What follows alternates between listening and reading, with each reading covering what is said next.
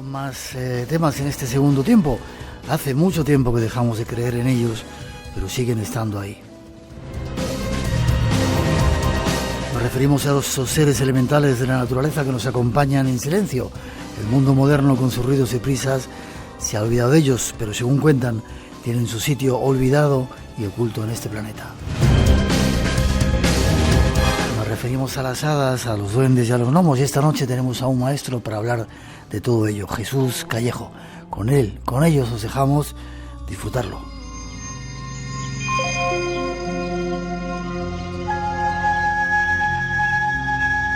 Son los habitantes de los otros mundos. Hay muchos más de lo que parecen y son mucho más reales de lo que creemos. Habitan cerca de nosotros, compartiendo nuestro mundo. Y a pesar de lo que podamos pensar, son mucho más reales de lo que creemos. Son los seres imposibles, los trasgos, los gnomos, los elfos. Conocerlos será nuestra intención en los próximos minutos.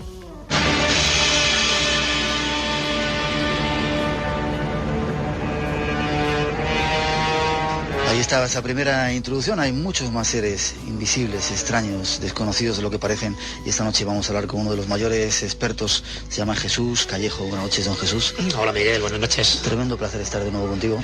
Igualmente. Compartiendo estas noches. Jesús es uno de las personas que más sabe de todos estos asuntos. Yo no sé, ahora le vamos a preguntar por qué se metió a ello. Es autor de una trilogía que se llama Guía de los Seres Mágicos de España, editada por EDAF, en la que hablaba de duendes. Uno de ellos, ¿eras el primer tomo? ¿Duendes? Sí, el primero fue duendes. El segundo era hadas y terminó con los gnomos y otros espíritus masculinos de la naturaleza. Y luego escribió Seres y lugares en los que usted no cree, editado por Editorial Complutense, Claves para un enigma, un montón de lugares y de cosas que luego vamos a descubrir. La España extraña, que escrita también con otro compañero, Javier Sierra.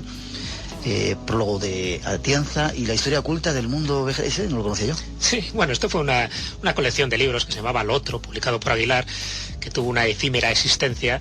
Y bueno, pues al final se decidieron eliminar toda la colección, no porque no se vendiera, porque la verdad es que en pocos meses se vendieron más de 3.000 ejemplares, y no solo de mi libro, sino de otros libros. Entre ellos también colaboraba Javier Sierra, Enrique de Vicente.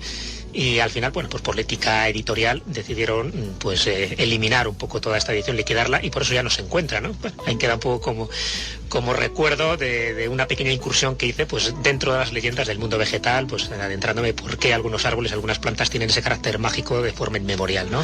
Y también has escrito una guía sobre un Madrid y el Madrid insólito, que seguramente te emplazo para hablar en otro momento de ello, si te parece. Perfecto. Jesús, ¿por qué te metiste tú? Bueno, primero, ¿existen los duendes, los gnomos y las hadas? A ver, los hay, los Hombre, espero que sí, porque si no, fíjate la cantidad de horas que me he tirado buscando documentación para hacer esta trilogía, que bueno, pues contando las páginas de los 3 libros, pues pueden llegar perfectamente a las 600 páginas, y eso fueron 5 años de trabajo. Pues hombre, espero que existan, porque si no me daré la sensación de perder muchísimo el tiempo.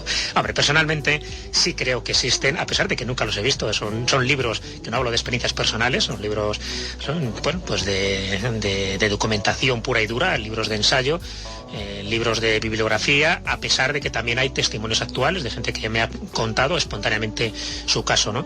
Entonces al final llegas a un poco a la conclusión de que, bueno, no solo este tipo de seres de la naturaleza son propios de España, sino del resto del mundo, y no también de Europa, en donde los más conocidos, sabes, que son los de la tradición anglosajona y también de la germánica.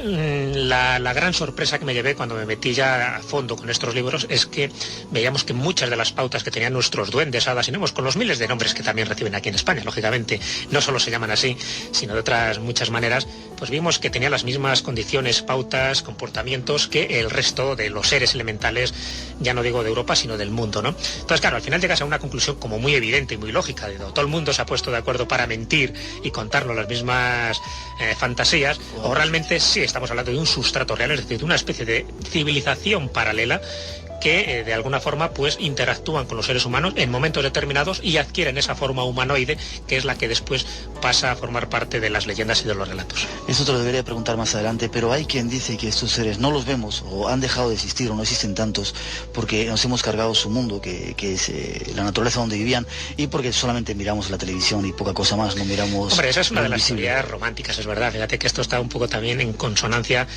con lo que decía el autor de Peter Pan, documentaba dentro de su obra, que es una obra no solamente infantil, sino también tiene otro tipo de lecturas mucho más simbólicas. Pues el autor de Peter Pan comentaba que cada vez que un niño no cree en las hadas, cae muerta una de ellas, por eso van quedando tan pocas. Entonces, es verdad que hay una cierta consonancia en pensar que las hadas, los duendes, en fin, estamos hablando de espíritus elementales de la naturaleza, han dejado de existir por una sencilla razón, porque al ser seres tan vinculados a la naturaleza y los humanos ser tan propensos a cargarnos en la naturaleza, pues bueno, de alguna manera también nos estamos cargando la vida, tanto manifestada como inmanifestada, que puede haber en la naturaleza. Desde luego es una de las teorías que yo comparto en parte, y valga la redundancia, porque si es verdad que estamos hablando de la consciencia de Gaia, de la consciencia del planeta Tierra, que serían este tipo de espíritus, ya digo que da igual los nombres, lo que importa son sus manifestaciones, y esas existen en todo el mundo, las manifestaciones de que seres inteligentes, seres invisibles, pululan a lo largo y ancho de toda la naturaleza, y sobre todo la naturaleza virgen, donde el hombre todavía no habrá dado con su presencia y ha puesto su huella, ¿no? Entonces es cierto que esa consciencia de alguna forma se manifiesta con una serie de, bueno, pues de transgresiones que este tipo de elementales hacen en nuestro mundo, como puede ser, y eso comenta ahora, por ejemplo, algunos videntes, en algunos fuegos provocados precisamente para eliminar un poco pues la presencia humana. Es como delimitar un poco su terreno sagrado, que eso es uno de los tabúes más reiterativos que tiene la gente menuda, el que se preserve siempre su espacio natural. Ellos son los que tienen que tomar la iniciativa de entrar en nuestro mundo, en el mundo humano, no los humanos los que tomen la iniciativa para entrar en el suyo. Y entonces siempre se ha comentado que son, pues bueno, los verdaderos defensores de la naturaleza, los enemigos de los leñadores, de los cazadores indiscriminados, de aquellas personas sobre todo que no están en armonía, que no están en consciencia pura con la naturaleza. De ahí que el concepto del bien y del mal para ellos sea tan relativo, no tan absoluto y tan maniqueo como para los seres humanos. Ellos son buenos o malos en función de nuestro comportamiento con la naturaleza y por lo tanto con los espíritus que viven en esa naturaleza. El archivo de Espacio en Blanco. Jesús, tú los has llamado gente menuda. ¿Gente menuda?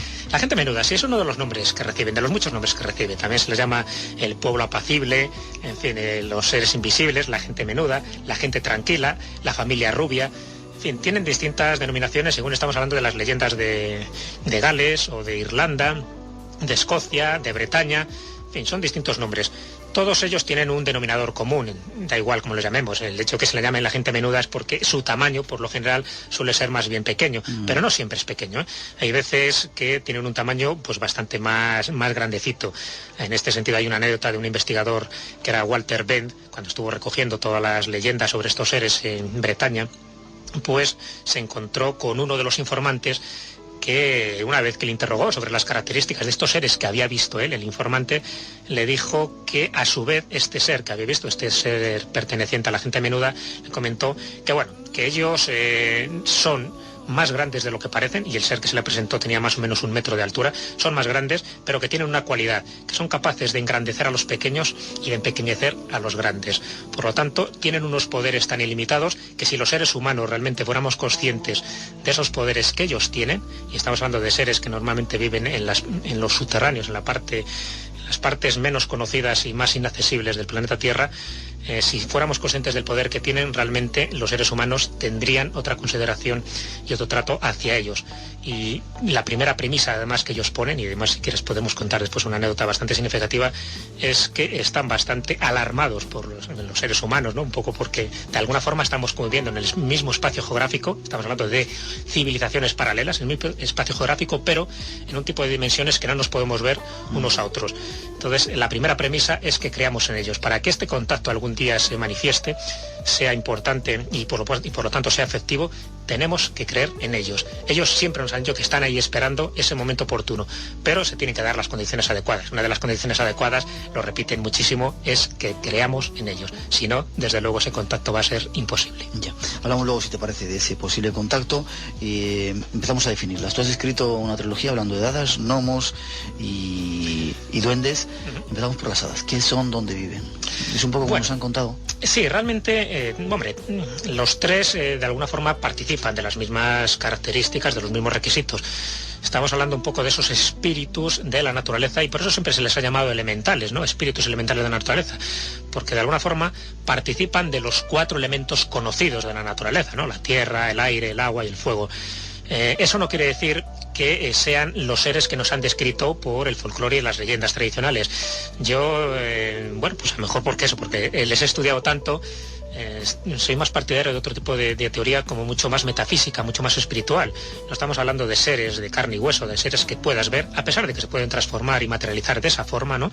Sino que estoy, fíjate, un poco más en consonancia con lo que dijo una de las personas también que creó uno de los casos más polémicos dentro del mundo de las hadas, que fueron las hadas de Cottingley en el año 1917 en un poblado de Inglaterra, y que además hace poquito se ha hecho una película. 1917, ¿sí? En 1917 ocurrió este incidente. Cuéntanos. En plena Primera Guerra Mundial es cuando además tomó partido y se implicó totalmente pues uno de los escritores más conocidos entonces y ahora, que era Arthur Conan Doyle, el autor de Las aventuras de Sherlock Holmes. Realmente hay 2 películas, una británica que realmente no contaba exactamente esta historia de las hadas de Cottingley, y ya, bueno, se titulaba así, Fotografiando hadas, pero bueno, tomaba un poco como partida aquel incidente supuestamente real, pero después contó una historia totalmente marginal, ¿no? Sin embargo, sí ha salido una película americana que de alguna forma se basa en los hechos que acaecieron en 1917 en esta localidad inglesa de Cottingley, ¿no? Que se titula Un cuento real, un cuento de hadas, una historia real, creo que es el título de la película. Bueno, pues una de las protagonistas, que eran 2 niñas pequeñas, una tenía 14 años, otra tenía 10 años, que aseguraban haber fotografiado hadas en el estanque de Cottingley, donde ellas vivían, ¿no? Y cuando fueron interrogadas durante muchísimo tiempo, porque es uno de los casos más polémicos que más tinta ha hecho correr, porque claro, cuando se ha desvelado casi de una forma definitiva ha sido pues a finales de los años 70, y estamos hablando de un caso que ocurrió en el año 1917, o sea que fíjate la tinta que corrió. De hecho, empeñó todo su prestigio Arthur Conan Doyle, y al final pues los hechos y los datos pues demostraron que su prestigio quedó bastante en entredicho, porque estábamos hablando de unas fotografías que fueron falsas. Lo curioso del tema es que a pesar de que las fotografías se demostraron que eran falsas, y ya te digo que había mucho que hablar sobre el asunto, ellas siempre aseguraron, incluso cuando ya eran mayorcitas, que vieron realmente hadas. Y cuando le preguntaron en una de las entrevistas que le hicieron a la BBC a una de ellas, bueno, pues cómo eran estas hadas, ¿no? Un poco la pregunta que tú me has hecho a mí, y te contesto con la respuesta que ella dio. Y además me pareció una respuesta de lo más oportuna, y posiblemente una de las mejores respuestas que definen lo que es la naturaleza de las hadas, ¿no? De estas entidades femeninas féricas. Dijo que eran entidades que tenían movimiento, color y sonido, y que ella no las podía describir de otra manera porque sencillamente se le escapaba a su entendimiento y con las palabras que ella tenía para poder definir la vibración que notó cuando estuvo en presencia de estas entidades femeninas, ¿no? Ya digo, el hecho de que las definiera como entidades con movimiento, color y sonido, que de alguna forma podían adoptar esta forma antropomorfa, ¿no? Que después ha sido muy clásica en los cuentos de hadas, a mí me parece reveladora, porque estamos hablando de entidades energéticas como núcleos de luz que por una serie de poderes que lógicamente desconocemos, porque estamos hablando de esa civilización paralela a la nuestra, pues pueden adoptar la forma y la figura que ellos quieran, ¿no? De ahí que sea tan difícil siempre averiguar y conocer su naturaleza, porque aparecen de distintas maneras y cuándo y cómo ellas quieren, a través de una serie de puertas inducidas, de áreas de incursión, y en otro de los temas también apasionantes de cómo aparecen y cuándo aparecen. Pero que los oyentes tengan claro que estamos hablando de entidades energéticas que en cualquier momento pueden adoptar la forma que ellas quieran. Pueden tener alas o no pueden tener alas. Eso es otro de los tabúes un poco y de los mitos que se han establecido a lo largo de muchísimos cuentos de hadas, de muchas tradiciones, incluso de las películas de Walt Disney, pero la gran cantidad de apariciones que ha habido de hadas, por ejemplo, casi ninguna son descritas como seres alados, ¿no? Con hadas con alas. Entonces eso es muy significativo. Pueden aparecer como ellos les dé la gana. De ahí que sea tan difícil catalogarlas, estudiarlas y lógicamente clasificarlas. ¿Y viven un poco en convivencia con los duendes y los gnomos? ¿Tiene algún lugar físico? Ahí está, el lugar físico sería el mismo que el nuestro. Esto también es otra de las paradojas. ¿Puede estar aquí en este compartiríamos, no tanto en este estudio, no tanto en hace falta algo natural. Claro, estamos hablando de que compartiría el mismo espacio físico que nosotros. Nosotros, ¿dónde estamos viviendo? Pues en el planeta Tierra. Y lógicamente, cuando hablamos de una civilización paralela, si es verdad, todas estas tradiciones que han llegado a nosotros no quiere decir que estén viviendo en otro planeta planeta distinto, estarían en el mismo espacio geográfico y físico que nosotros. Lo que pasa es que en una vibración totalmente distinta que nosotros no podemos captar con el ojo humano. Ya sabes que con el ojo humano podemos captar una determinada vibración, una longitud de onda muy concreta, que por encima y por debajo de ella pues no podemos distinguir pues de determinados contornos, igual que pasa con nuestro oído, no podemos oír determinados sonidos, ¿no? Cosa que sí pueden hacer algunos animales. Bueno, pues estarían en una longitud de onda que lógicamente nosotros no podríamos verlas, pero no quiere decir que estén en todas las partes. Estamos hablando de una determinada fauna astral muy concreta que serían los seres elementales. Hay muchos más habitantes del astral, que son los fantasmas, que son posiblemente los extraterrestres, los intraterrestres, en fin, muchísima fenomenología que de alguna forma está implicada con esto de lo que estamos hablando. De ahí otro de las premisas por lo cual es tan difícil llegar a estudiar a estos seres, porque también interactúan con otros muy parecidos y actúan de una forma tan similar que al final ya no sabemos si estamos en presencia de un duende, de un íncubo, de un extraterrestre enano cabezón o de qué, ¿no? Igual que cuando pasa con las apariciones marianas de la antigüedad, pues, de ahora mismo, las apariciones de la Virgen, pues se parecen muchísimo a las apariciones esféricas de la antigüedad. O sea, tienen una serie de connotaciones que nos hacen dudar si realmente estamos en presencia del mismo fenómeno, pero con distintas apariencias. Eso te iba a preguntar. ¿Las hadas siempre son una figura femenina? Sí, claro, por eso son hadas. Es decir, las hadas son espíritus femeninos para distinguirlo de otros espíritus masculinos. Y mucha gente lo puede estar confundiendo, lo acabas de apuntar ahora mínimamente, con una aparición de la Virgen, porque aparecen en un árbol o en zonas siempre naturales, claro, y a veces hay un tipo de fenómenos que está asociado a este tipo de apariciones, ¿no? Efectivamente, Miguel, eso es una de las cosas que a mí me llama mucho la atención, de las muchas, como ya estamos apuntando aquí, ¿no? Que me llamaron la atención. Una era esta, ¿no? Uno de los libros que apuntaste al principio, cuando me has presentado, que era el de Seres y lugares en los que usted no cree, que no por casualidad se subtitula Claves para un enigma, pues uno de de las piedras angulares de ese libro es la comparación de las apariciones marianas con las apariciones féricas, ¿no? Féricas, que es un adjetivo que siempre se relaciona al mundo de las hadas. Eso nos llamó la atención porque veíamos que había una serie de características, de pautas, que se mantenían tanto en unas apariciones como otras, con unas diferencias muy básicas. Antes ocurrían en el siglo XIV, siglo XIII, siglo XII, las apariciones de hadas, y ahora las apariciones marianas desde el siglo pasado y sobre todo en el siglo XX, pues bueno, son verdadera legión, ¿no? Y empezamos un poco a analizar, junto con Carlos Canales y yo, ¿no? que fue el coautor también de Seres y lugares en los que usted no cree, empezamos a analizar por qué se daban estas similitudes y qué había de verdad un poco en esto, ¿no? Claro, rápidamente nos dimos cuenta de que eran dos fenómenos, en muchos de los casos, no siempre, por eso no se podían también llegar a categorías absolutas. Eran dos fenómenos muy similares. Eran apariciones que siempre estaban muy vinculadas a la naturaleza, se aparecían normalmente en la copa de los árboles, al lado de arroyos, de ríos.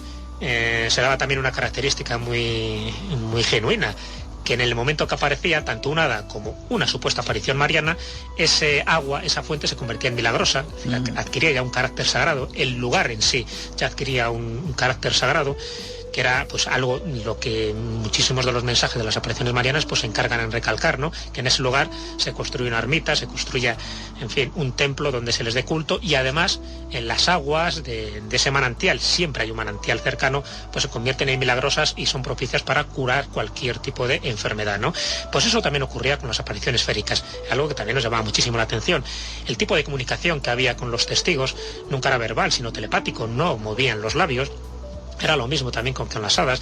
La apariencia externa de las dos manifestaciones era muy similar, es decir, entidades de luz femeninas que irradiaban también pues una especie de transparencia y de luminosidad que podía incluso hacer daño a la vista. Había un sonido alrededor que también era muy significativo, una especie como de zumbido de abejas, que siempre es muy representativo cuando hay un tipo de aparición, ¿no? Sobrenatural, da igual que sea una aparición mariana o una aparición incluso ufológica, hay un tipo de sonido como un estado, una frecuencia por la cual se accede un poco al mundo nuestro, ¿no? Acá se manifiesten dentro de nuestro mundo tridimensional. Por supuesto, si es verdad lo que nos comentan las tradiciones de que estamos hablando de seres interdimensionales, pues por supuesto que tendrán pues a lo mejor 5, 6, 7 naturalezas, incluso lo que nos dicen ahora los físicos de las partículas actuales, ¿no? Que tenemos hasta 10 dimensiones en este mundo, pues lógicamente no podemos llegar a vislumbrar toda la repercusión y toda la manifestación física y psíquica de estas entidades. Pero sí lo que nos llega a nosotros, aquellas muestras que nos llegan a nosotros, recogiendo una por una, pues eso, se pueden llegar a comparaciones tan claras como estas que te he dicho, y posiblemente muchas más, ¿no? que nos hacen pensar que posiblemente estemos en una mutación del fenómeno, es decir, entidades de luz, entidades femeninas siempre muy vinculadas a la naturaleza. No por casualidad muchas de las apariciones de la Virgen María se manifiesta como la gran señora, la madre de la tierra, la reina de las flores, en fin, tiene una serie de parangones y de metáforas que las asocia directamente un poco con lo que es la conciencia de Gaia. Y ya sabes que muchas de las interpretaciones, incluso psicoanalíticas, simbólicas, iniciáticas que se han hecho de la Virgen María, es asociarla un poco a esa conciencia manifestada de Gaia, del planeta Tierra, ¿no? Pues eso mismo se decía también de las apariciones de las hadas. Por lo tanto, tirando del hilo, este hilo de Ariadna que te estoy ahora mostrando, pues lógicamente llegas a esas conclusiones fáciles. Pero también se puede llegar lo mismo con los duendes y otro tipo de manifestaciones como eran los íncubos de la mitología medieval y lógicamente con las entidades cabezonas, macrocéfalas y de ojos rasgados de muchos de los supuestos tripulantes de ovnis, de los que también dicen ser testigos algunos de los seres humanos y que curiosamente coinciden, ya te digo, con las características de esos trasgos, de esos folletes, de esos duendes que también en la mitología española abundan tanto.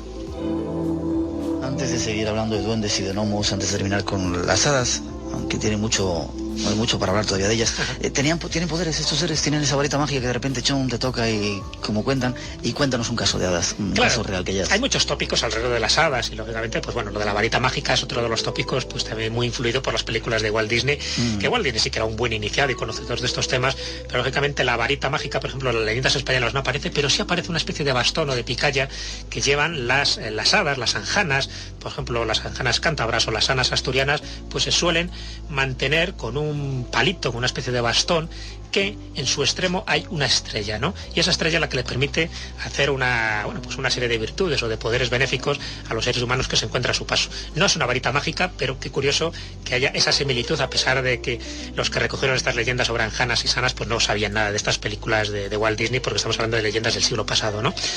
Hombre, mira, te voy a contar un caso que ocurrió en este siglo, además, muy espectacular, en el sentido de que todavía se sigue manteniendo esa fundación, ¿no? Ocurrió todo en la comunidad de Findor en el año 1962, pues hubo una iniciativa por parte de una serie de humanos. ¿Estamos hablando en Europa, en Gran Bretaña? En Europa, sí, estamos hablando de Escocia. En las costas de Escocia, en Findor, pues un matrimonio, que era dos esposos, Elaine y Peter Cady, junto con una amiga de este matrimonio, Dorothy McLean, pues decidieron asentarse en el año 1962 en en la costa más árida y más tempestuosa, por decirlo así, porque era la que estaba más azotada por los vientos de Escocia, llamada Findor.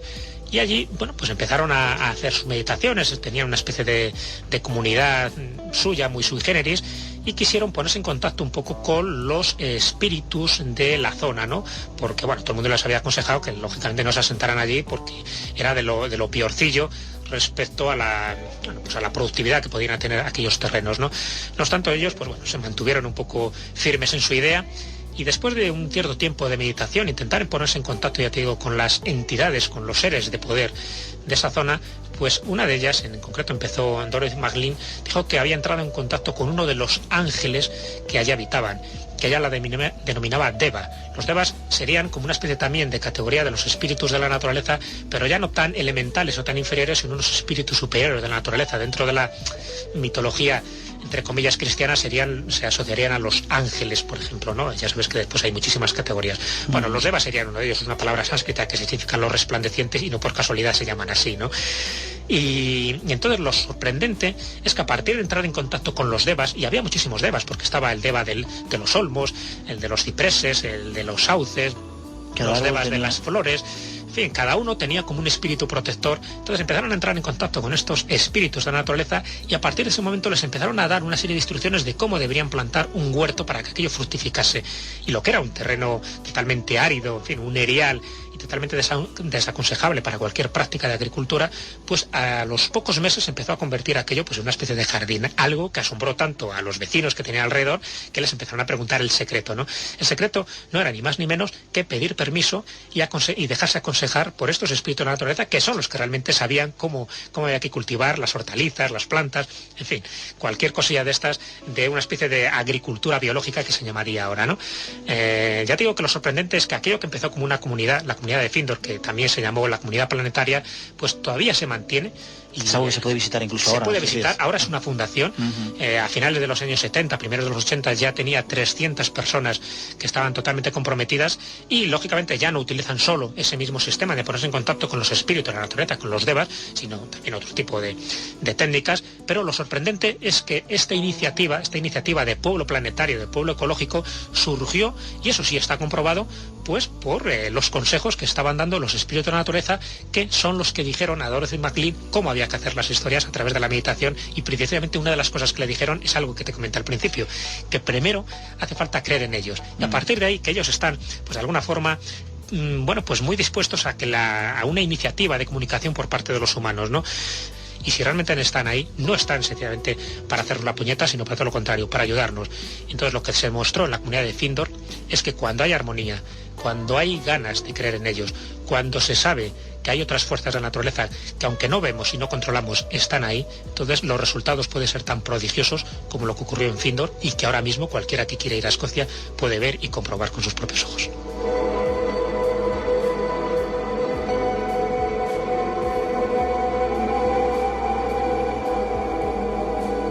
Hemos hablado mínimamente de las hadas, esos seres que están ahí, duendes y gnomos. ¿La diferencia entre unos y otros? Pues mira, son duendes, más feos, según veo aquí en turno. Sí, los dos son bastante feos en general, son más que feos, grotescos. Es un poco el calificativo que se les podría dar, ¿no? Son bastante grotescos en el sentido de que lógicamente no tienen la fisonomía humana de los conceptos de belleza o de fealdad que nosotros podemos considerar, ¿no? Entonces serían grotescos. La diferencia básica es que los duendes, que además procede un poco etimológicamente de la palabra duendo, el dueño de la casa, serían aquellos seres que se manifiestan en las casas humanas, en los hogares. Y los gnomos serían, pues, como palabra genérica, a pesar de que es una palabra que se inventó Paracelso, en fin, en el siglo XVI no existía, pero serían aquellos otros espíritus masculinos de la naturaleza que no tienen determinadas inclinaciones o curiosidades por conocer la vida privada de los seres humanos, y que los rehuyen todo lo que pueden, se marchan a la naturaleza más salvaje, y son bastante huraños y bastante hoscos con la presencia humana, ¿no? Ya te digo, a diferencia de los duendes, que sí, bueno, pues posibilitan un poco esos encuentros, y de ahí que la mayoría de las leyendas y los relatos folclóricos que existen sobre estos elementales sean de duendes, es decir, duendes de aquellos que están en las casas, cambiando las cosas de sitio, tirando la harina, haciendo la puñeta a los animales, haciendo cosquillas a los niños, en fin, todo ese tipo de duendadas, ¿no? Y de trastadas, de ahí que también se les llamen en algunos casos trasgos, pues que es muy propio de estos seres de naturaleza pues tan perversa y tan duendil, ¿no? Ya te digo, a diferencia de los gnomos, que esos otro tipo de seres, ya te digo, mucho más huraños, y que incluso tendrían sus determinadas familias, que después, si quieres, comentamos algo de ellos. ¿Alguna historia de duendes que nos puedas contar? Hombre, historias hay muchísimas, incluso historias actuales. En uno de los libros también que mencionaste al principio, que era Un Madrid insólito, guía para dejarse sorprender, se subtitula, pues bueno, pues ahí me hice eco de muchísimas leyendas, no solo de duendes, por supuesto, sino de cuevas encantadas, de palacios, de vírgenes milagrosas, en fin, de muchísimas cosas que se hablan en el libro de Madrid.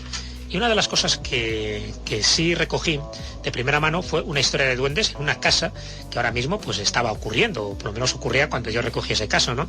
Que está entre Algete y Alalpardo. Entonces me contó esta familia que bueno, ellos pues parece que tenían lo que era una presencia de duendes. ¿Cómo lo describí? Claro, te digo que era una presencia de duendes por las manifestaciones que tenían estas, bueno, presuntas entidades duendiles, como el aspecto físico, porque en un momento dado la dueña de la casa sí logró ver a estas manifestaciones duendiles, ¿no? Entonces, bueno, en principio me contaban que una de las, bueno, de la fenomenología extraña que ocurría en su casa es que esta familia tenía muchos perros, y los perros, lógicamente, son muy sensitivos a, bueno, pues presencias paranormales, ¿no?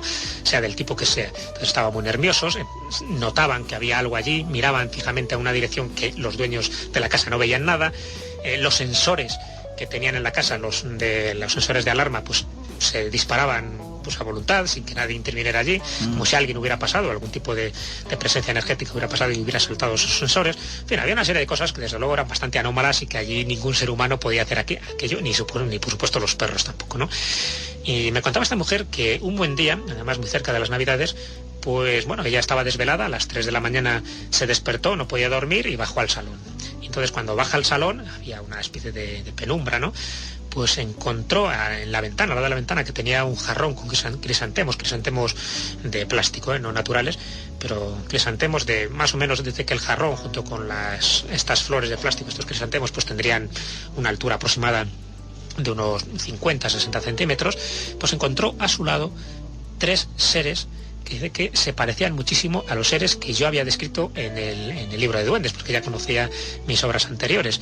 Entonces la llamó la atención porque eran seres muy bajitos, más o menos tenían la altura de estos 50 o 60 centímetros, que tenían una especie de gorro, de caperuza roja, y que estaban hablando entre ellos, pero con un lenguaje, o por lo menos en un tono de voz, que ella no llegó a descifrar ni ser inteligible, por lo menos para ella, ¿no? Hasta que en un momento dado se dieron cuenta de su presencia, y en ese momento esta mujer la entra como una especie de sopor, cae en una especie de trance, sin ella quererlo, porque era consciente y sabía que no estaba dormida, y ese sopor, que debió durar nada, instantes de segundo, fueron suficientes para que esas 3 entidades que estaban al lado del jarrón desaparecieran, y ella al final se quedó con la duda si realmente aquello lo había soñado o aquello fue real.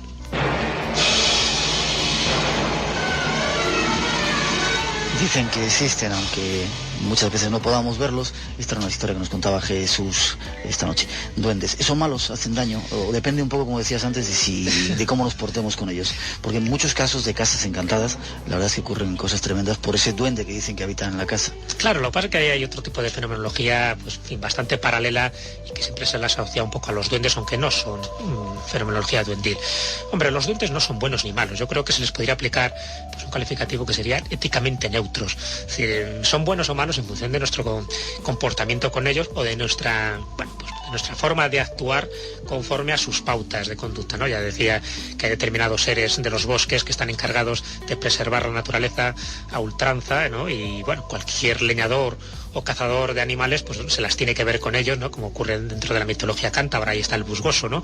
El busgoso, que sería un ser que de alguna forma perseguiría a los taladores de árboles que no cumplen los rituales que habría que cumplir. O sea, no son enemigos en principio de los leñadores o de los cazadores, sino que son enemigos de aquellos que talan árboles o matan animales sin antes pedir permiso al espíritu de ese árbol y al espíritu de ese animal, ¿no?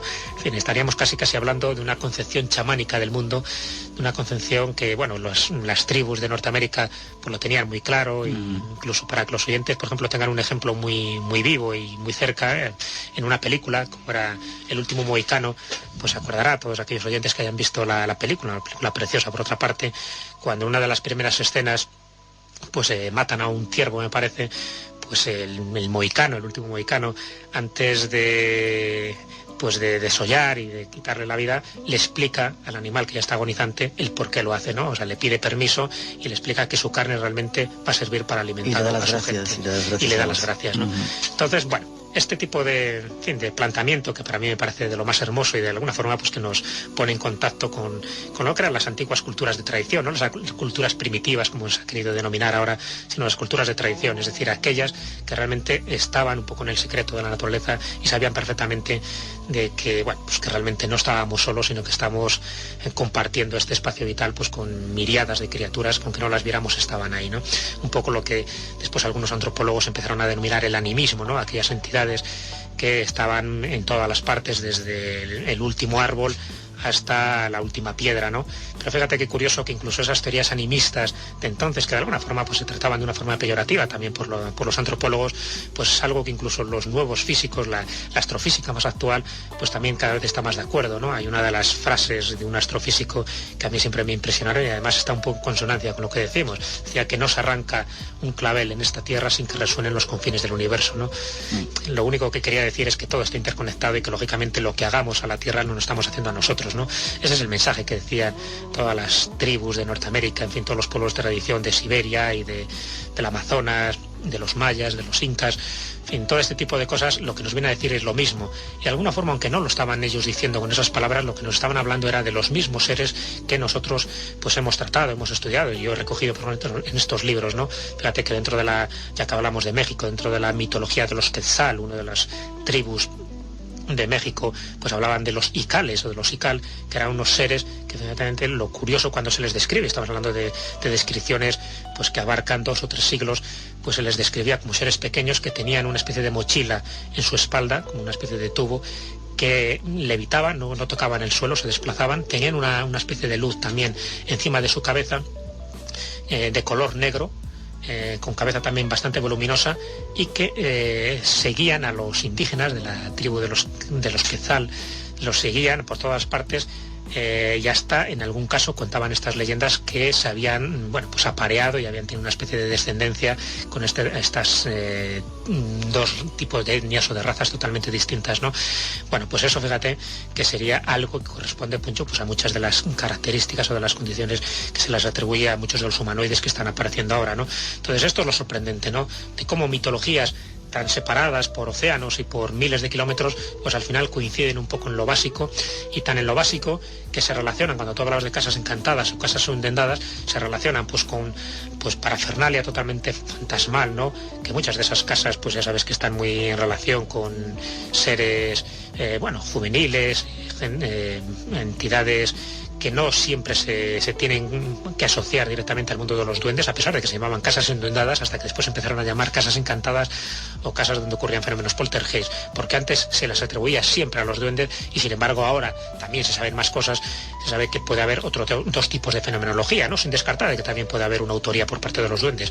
Otras dos fenomenologías muy claras serían algún tipo de remanencia espectral, ¿no? De alguna persona que hubiera muerto de forma violenta y que quedara ese residuo psíquico, lo que ahora podríamos denominar un fantasma, y que sería un poco pues el protagonista de todos este tipo de fenómenos raros, ¿no? Que aparecen en el interior de las casas.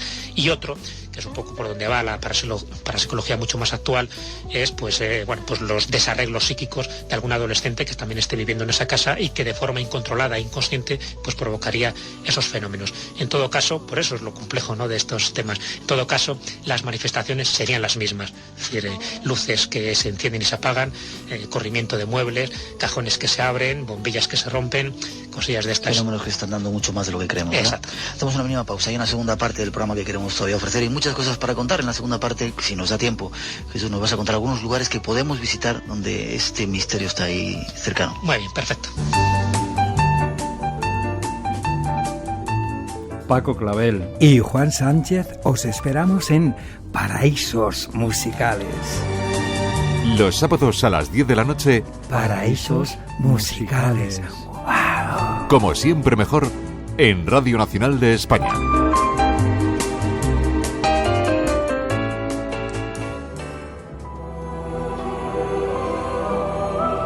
El archivo de Espacio en Blanco. 30 años compartiendo misterios. En Radio Nacional de España, con Miguel Blanco.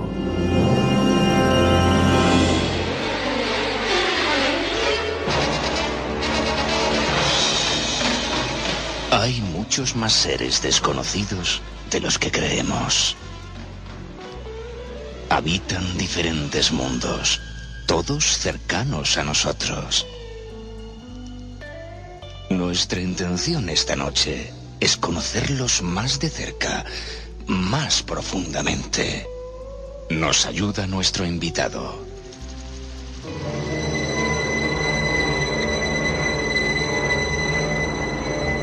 En otro de tus libros, Seres y lugares en los que usted no cree, hablas de estos seres como este duende que había ahí. Era un duende, un duende me parece, ¿no? Que daba 3 deseos, el que hemos escuchado. Sí, los que suelen dar los 3 deseos suelen ser los duendes. Pero vamos, también algunos gnomos. Como ya sabes que todo esto se tergiversa, pues en fin, no hay ningún problema. Pues en ese libro tú hablas eso, de lugares que a mí me gustaría que nos sugirieras a los oyentes, que pudiéramos descubrir esa huella aquí en nuestro país de estos seres que estamos hablando hoy, para que veamos que no son tan etéreos ni tan increíbles, sino que podemos hay que aclarar, Miguel, que lógicamente de los lugares que podamos citar no quiere decir que el que vaya a encontrar un duende, un gnomo, en fin, a su disposición. Primero hay que creer en ellos y a lo mejor si uno cree en ellos... Claro, vamos a citar algún que otro lugar donde sí se dan unas características, pues que puede hacer susceptible que habiten pues estas entidades de las que estamos hablando a lo largo de esta noche, ¿no?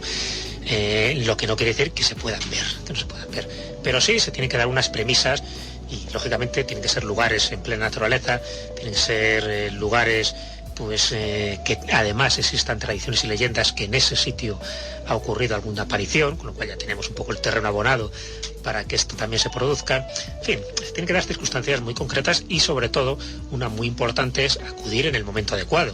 Hombre, yo aconsejaría que acudieran pues en los momentos que son mágicos por excelencia, las fechas estas mágicas que se han barajado pues a lo largo de todas las tradiciones, ¿no? Como es la noche de San Juan, que sabes que es la noche del 23 al 24 de junio, que es un poco lo que da inicio, un poco entre comillas, porque no es el inicio exactamente, pero vamos, el inicio del solsticio del verano.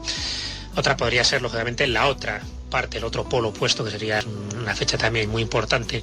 De hecho, los griegos, dentro de la mitología griega, siempre denominaban estos dos solsticios como las puertas de acceso a los otros mundos. En un caso, llamaban la puerta de los hombres al solsticio de verano y la puerta de los dioses al solsticio de invierno, ¿no? En función del tipo de manifestación o de entidades con las que pudieras ponerte en contacto. Otra de las fechas sería la noche de Valpurgis, aunque ya la hemos dejado un poco atrás, ¿no? Que es en la noche del 1 de mayo, ¿no?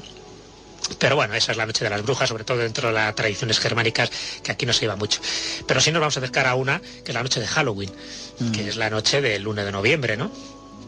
En concreto, bueno, la del 31 de octubre, 1 de noviembre, que esa sí tiene mucha tradición, ya no solo en las tradiciones anglosajonas, ¿no? La noche de Halloween, sino que después aquí sí cristianizó y de alguna manera pues se convirtió un poco en la noche de difuntos, y después el día 2 de noviembre, que sería la noche o el día de todos los santos. De alguna forma se hizo una transposición, a pesar de que todo se relacionaba con lo mismo, ¿no? Que es lo que no pudo hacer un poco el cristianismo, que era transponer determinadas fechas, cristianizarlas, pero queda el sustrato de que durante esa noche tan mágica, tan especial, se podía entrar en contacto con otro tipo de dimensiones y sobre todo con las entidades muertas, ¿no? Con los espíritus de las personas fallecidas y queridas dentro de ese poblado, dentro de esa comunidad. En esos días serían los adecuados, claro, porque parece que ese tipo de puertas inducidas o de áreas de incursión son más favorables para que se produzcan fenómenos de todo tipo, ¿no? Y en concreto la noche de San Juan pues está plagada de leyendas de todo tipo que se pueden recoger incluso hasta de ondecillos en la noche de San Juan. Hay unas leyendas vascas y navarras también, donde se dice que si se quiere coger unos unos placagorris, que son unos seres diminutos, unos familiares, ¿no? Espíritus familiares, y tenerlos metidos en una redoma, un poco al estilo de lo de Aladino y la lámpara maravillosa, pues no hay que hacer otra cosa que, bueno, acercarse a la noche de San Juan, acercarse también a unos helechos, y los helechos tiene una leyenda también preciosa y por tanto imaginaria, que dice que solo durante las 12 campanadas de las 12 en punto de la noche de San Juan se produce un fenómeno insólito, que es la floración del helecho, algo que es imposible desde el punto de vista botánico, porque estamos hablando de unas plantas que son incapaces de tener flores, ¿no? Los helechos. Y si alguien recoge esa flor tan efímera que solo florece durante esas campanadas, pues podrá conseguir todo lo que quiera. Una de las cosas que puede conseguir es uno de estos familiares o espíritus familiares de la naturaleza, para meterle en una redoma, en un frasqueo de estos pequeñitos, incluso se hablaba antes de unos alfileteros, y podría conseguir todos los deseos que quisiera, pero con unas condiciones tan terribles como darle de comer continuamente y darle una serie de requisitos, como conocer su nombre secreto. De lo contrario, ese espíritu se volvería contra el ser humano y le podría machacar, ¿no? Entonces, bueno, para que veas la cantidad de cosas que se producen alrededor de estas noches y de estos días tan señalados. Vamos a mencionar, pues, ahora me viene a la mente un par de ellos, me ocurren también algunos en el extranjero, pero si quieres aquí en España, porque desde luego es lo que más cercano tienen los oyentes, pues vamos a señalar un par de ellos que a mí, desde luego, me llamaron mucho la atención, y creo que, aunque no se vean cosas, sí se sienten determinados fenómenos que están ahí, ¿no? Y no porque uno lo sienta, sino por la cantidad de cosas que te cuentan también testigos presenciales. Uno de ellos, además, vamos a señalar en dos puntos muy distantes, a pesar de que puedan surgir otros sobre la marcha. Uno de ellos estaría en Peñalamena, en Cantabria, muy cerca de la localidad de Carmona. Tremendo sitio, En el libro de Seres y Lugares en los que usted no cree, no solo mencionamos este lugar, sino que además presentamos lo que es un plano en 3 dimensiones de lo que se supone que es una entrada al país de las hadas, ¿no? Todo basado en un encuentro que tuvo una niña a primeros de siglo en este lugar concreto, donde ella, sin darse cuenta, entró en el mundo de las hadas, y lo que contó cuando volvió al mundo de los humanos, y lo contó por supuesto cuando habían pasado varios meses, para ellas pensaba que solo habían pasado unas horas. Esto es una de las características cuando se entra en este tipo de reinos o de mundos alterados, es que el tiempo pues empieza a girar en otra dirección, ¿no? Y es tan relativo como que para nosotros pues transcurre de forma normal, pero para el que está dentro del mundo de las hadas transcurre de una forma tan lenta que, ya digo, el equivalente de una hora para el humano puede ser de 1 año, ¿no? Algo que después ya se encargó de decirnos también la actual física, que es posible hacerlo, y sobre todo a través de la teoría de la relatividad, que era posible hacer. Pero estamos hablando de leyendas, ya te digo, de primeros de siglos pasados, ¿no? Con lo cual es otro de los puntos a tener en cuenta para la verosimilitud de estas tradiciones. Entonces lo que nos cuenta esta niña es que había entrado en un lugar muy concreto de Peñalamena, que señalamos con todo lujo de detalles en el libro, y cuando me cuenta su relato, es decir, ella entró en una especie de mundo subterráneo bajando unos escalones, y a partir de ahí la luminosidad cambió totalmente, una especie de penumbra permanente. Y lo que antes había un árbol a su derecha, ahora estaba a su izquierda, donde su arroyo estaba a su izquierda, ahora estaba a su derecha. Cosas de este tipo contó, de tal manera que se llegaba a la conclusión de lo que entró realmente en un mundo especular, es decir, en el mundo de las hadas, que también distintos testigos nos cuentan que además de esta alteración del espacio y del tiempo, también las cosas se ven como si las estuvieras mirando en un espejo. Qué curioso que Lewis Carroll, cuando escribió lo de Alicia en el País de las Maravillas, una de las formas de entrar a este mundo férico pues era a través de un espejo, ¿no? Entonces ese es uno de los lugares que se puede mencionar, que se puede ir, Peñalamena, que es fácil de encontrar, muy cerca de Carmona, unos 2 kilómetros está el pueblo. Y ese sería en Cantabria. Y por citar otro lugar, y totalmente diametralmente opuesto, ¿no?, dentro de la geografía española, vamos a citar el Barranco de Badajoz, que está en Tenerife. Tremendo sitio, ¿eh? Tremendo, además. Lo descubrimos nosotros en el programa El Espacio en Blanco, y ha sido uno de los lugares donde más historias terribles hemos vivido, sí. Viendo y sintiendo cosas en ese lugar, sí. Fíjate que además está muy cerca de otros lugares o enclaves mágicos por excelencia, no solo de las Islas Canarias, no solo de Tenerife, sino de toda la geografía española. Las pirámides. Y casi podría decir de toda la geografía europea, que son las pirámides de Weimar. Discúlpame, otro lugar que también descubrimos en el Espacio en Blanco, fuimos los primeros en hablar de ello. Cuando todo el mundo decía que eran amontonamientos de piedras, nosotros manteníamos la tesis de que aquello eran pirámides, y ahí están ahora el negocio que han montado, porque han montado un negocio. Sí, desde luego, ya sabes que también era la tesis que mantenía Emiliano Betancourt, y también, lógicamente, Thor Heyerdahl, que a través de Betancourt pues fue el que empezó a interesarse y bueno, a darle un poco de credibilidad a toda la historia, cuando hasta ese momento sabes perfectamente que se consideraban que eran mojones de piedras sin más utilidad que bueno, que separar un poco pues los linderos de determinados campos de cultivo de campos de agricultura. ¿Qué pueden ver, sentir en el Barranco de Badajoz? Pues el Barranco de Badajoz, fíjate que además yo estuve en una fecha también muy propicia, no era la noche de San Juan, pero era la víspera de la noche de San Juan cuando estuve allí. Fui también pues con unos amigos, estuvimos allí todos, yo conocía por supuesto el carácter mágico que tenía el Barranco de Badajoz, es un lugar impresionante y sobre todo tiene para mí una característica muy adecuada, igual que tiene Peñalamena, por eso son 2 sitios que cito, que son lugares que hay que ir adrede, o sea, no son lugares que pase la carretera nacional por allí, no son lugares que te puedas encontrar de sopetón y dices, bueno, pues vamos a ver aquí con un letrero luminoso donde digan aquí fenómenos luminosos, aquí se pueden ver hadas o duendes, no, son lugares muy intrincados, muy dentro de la naturaleza, muy lugares donde realmente se palpa y se siente pues ese poder, ¿no?, que puede tener la naturaleza y los espíritus que están habitando en esos lugares, ¿no? Yo sabía muchísimas historias por parte de los lugareños que ahí estaban ocurriendo cosas y por supuesto si se iba en una fecha tan especial como la que yo fui, pues podrían ocurrir estas cosas, ¿no? ¿Qué viste o qué sentiste? Entonces, rápidamente, porque estamos a punto de... Sí, bueno, termino, sencillamente no estoy contando mis experiencias personales, estamos señalando un lugar. Aconsejo a los oyentes que vayan algún día por Tenerife, que vayan al Barranco de Badajoz, que pregunten por él, porque tiene su pequeño intríngulis para acceder a él, pero que una vez que esté allí, acceda a una de las cuevas naturales que se hicieron, donde, según nos cuenta la leyenda, en 1912 aparecieron unos seres de luz, unos seres transparentes, que les dijeron que no excavaran ahí, sino en otro lugar, porque ese era la entrada a su mundo. Esa era una de las múltiples leyendas que se pueden encontrar. Todo esto nos está indicando de que también el Barranco de Badajoz puede ser una de las puertas posibles para entrar en el país de las hadas.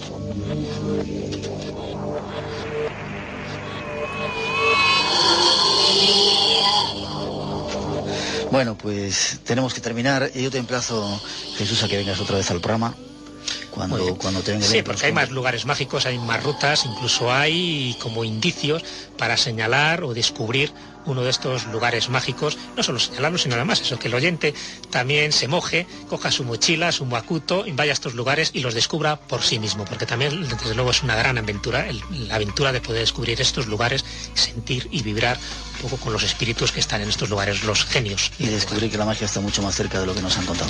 Gracias por esos 3 libros, la trilogía de duendes no museadas, gracias por los seres y lugares en los que usted no cree, gracias por ese trabajo de investigación que has hecho. Muchas gracias a ti, Miguel, y hasta siempre. Gracias. 30 aniversario de Espacio en Blanco. Buenas noches, soy Manuel Fernández de la Taberna del Derviche Blanco. Cuando me han preguntado qué es para mí Espacio en Blanco, solo puedo decir que es un sentimiento. Bueno, son muchos sentimientos. Yo llevo escuchando Espacio en Blanco desde que tenía 12 o 13 años. Prácticamente he crecido con Espacio en Blanco. Nunca podré olvidar aquella noche de verano mientras buscaba en el dial de aquellas antiguas radios, hasta que por fin encontré algo que me llamó muchísimo la atención, una frase que decía así: solo cuando el túnel está en la más absoluta oscuridad es cuando puede volver otra vez la luz. Yo os prometo que me quedé impactado, tuve que escuchar, y allí fue donde por primera vez oí la voz de este mago del misterio, porque para mí Miguel es un mago del misterio, que cada madrugada, los fines de semana, me invitaba a mundos extraños poblados por seres extraterrestres, por abominables hombres de las nieves. Me llevaba a lugares mágicos y encantados y encantadores. Yo os prometo que gracias al Espacio en Blanco quizás aprendí a mirar el mundo con otros ojos, a creer que en el bosque, tras una piedra o tras el sendero que se esconde girando en la segunda estrella a la derecha, se encuentra la entrada al mundo de las hadas, o que en la espesura, en la oscuridad del firmamento, hay otros ojos quizás que nos están mirando y que a veces descienden con sus naves solamente para saludarnos. Miguel me enseñó un espacio en blanco que no por eso estaba vacío, sino que estaba lleno de magia, y por eso es que digo que es un mago. Y solo espero que estos 30 años de misterio sean solo los primeros, porque ahora más que nunca el mundo necesita de tu magia, Miguel, de sueños y de muchísimo más espacio en blanco. Felicidades, que cumplamos muchísimos años más. Muchas gracias, Miguel, que Dios te bendiga y que Dios nos bendiga a todos.